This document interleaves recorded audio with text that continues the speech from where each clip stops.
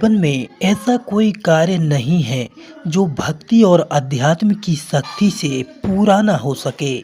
बस इस शक्ति को जागृत करने की आवश्यकता होती है।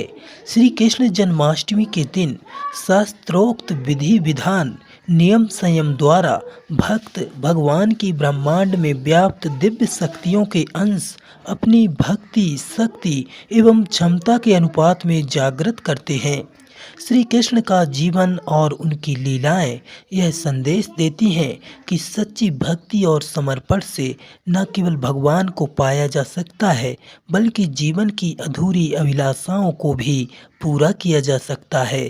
फिर चाहे वो संतान प्राप्ति की अभिलाषा हो या धन वैभव ऐश्वर्य की प्राप्ति अथवा दुख निवृत्ति। आज के समय में भी देश विदेश में श्री कृष्ण जन्माष्टमी पर असंख्य भक्तों के मन का उत्साह द्वापर युग की याद दिलाता है।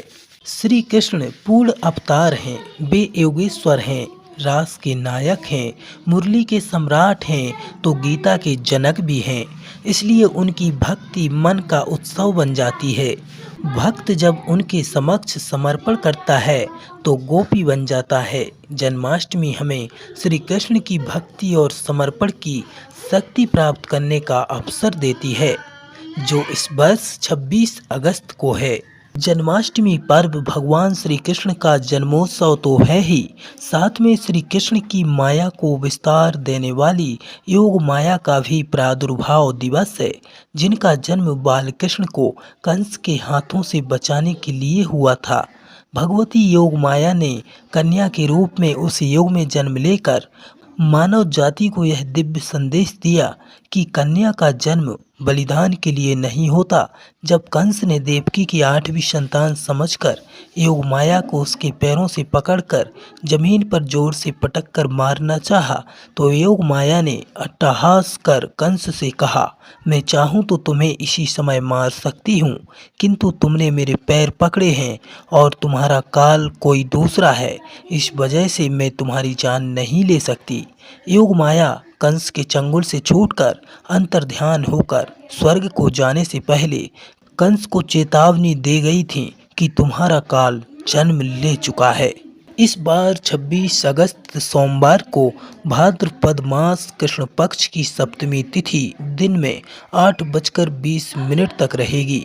उसके बाद अष्टमी तिथि प्रारंभ होगी, जो कि अगले दिन प्रातः 6:34 तक है। प्रमाणित पंचांगों के अनुसार 26 अगस्त सोमवार को रात्रि 9:10 से रोहिणी नक्षत्र प्रारंभ होगा। 26 अगस्त को चंद्रमा वृषण राशि में विद्यमान है, जिसके कारण महापुण्यदायक जन्मोत्सव योग के 6 तत्वों का समावेश इस बार श्री कृष्ण जन्माष्टमी पर होगा। साथ ही ग्रह नक्षत्रों की अद्भुत जुगलबंदी भी होगी। उच्च वृष राशि के चंद्रमा के साथ देवगुरु बृहस्पति, शनि अपनी स्वयं की कुंभ राशि में स्वराशि, सूर्य स्वयं की सिंह राशि में स्वराशि, कर्क राशि में बुध, कन्या राशि में शुक्र एवं छाया ग्रह केतु तथा मीन राशि में छाया ग्रह राहु विद्यमान हैं। श्री कृष्ण के जन्म के समय के 6 तत्वों का समावेश इस बार जन्माष्टमी पर्व को अति विशेष बनाएगा। ये तत्व हैं भाद्रपद मास कृष्ण पक्ष, अर्धरात्रि काल, अष्टमी तिथि, रोहिणी नक्षत्र, वृष राशि का चंद्रमा और चंद्र प्रधान सोमवार का दिन। ये सभी मुहूर्त की दृष्टि से अति महत्वपूर्ण हैं। इन सभी 6 तत्वों का समावेश बहुत कठिनाई से प्राप्त होता है।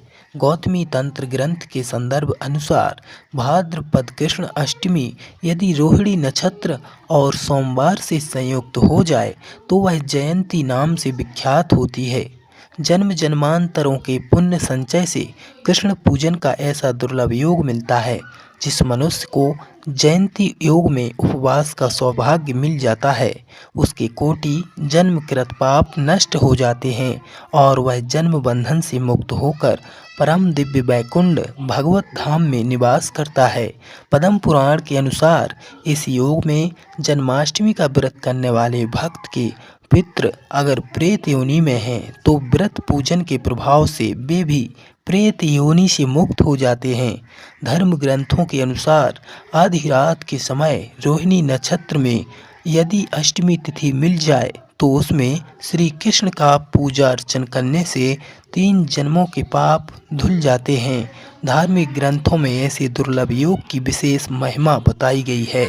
इस दिन पूजन विधि विधान की बात करें तो श्री कृष्ण जन्माष्टमी के दिन व्रती को भगवान के आगे संकल्प लेना चाहिए कि व्रतकर्ता श्री कृष्ण की कृपा प्राप्ति के लिए, समस्त रोग शोक निवारण के लिए, संतान आदि कोई भी कामना जो शेष हो उसकी पूर्ति के लिए विधि विधान से व्रत का पालन करेगा। श्री कृष्ण जन्माष्टमी को प्रातः काल स्नान आदि से निवृत्त होकर मनोकामना पूर्ति एवं स्वास्थ्य सुख के लिए संकल्प लेकर व्रत धारण करना लाभदायक माना गया है। संध्या के समय अपनी अपनी परंपरा अनुसार भगवान के लिए झूला बनाकर बाल कृष्ण को उसमें झुलाया जाता है। आरती के बाद दही, माखन, पंजीरी और उसमें मिले सूखे मेवे, पंचामृत का भोग लगाकर उनका प्रसाद भक्तों में बांटा जाता है। पंचामृत द्वारा भगवान का स्नान एवं पंचामृत का पान करने से प्रमुख 5 ग्रहों की पीड़ा से मुक्ति मिलती है। दूध, दही, घी, शक्कर, शहद द्वारा निर्मित पंचामृत पूजन के पश्चात अमृत तुल्य हो जाता है, जिसके सेवन से शरीर के अंदर मौजूद हानिकारक विषाणुओं का नाश होता है।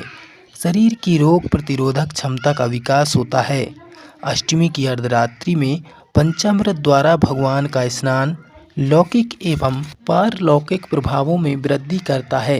रात्रि 12 बजे खीरे में भगवान का जन्म कराकर जन्मोत्सव मनाना चाहिए। जहां संभव हो संयम और नियम पूर्वक ही व्रत करना चाहिए। जन्माष्टमी को व्रत धारण कर गोदान करने से करोड़ों एकादशियों के व्रत के समान पुण्य प्राप्त होता है।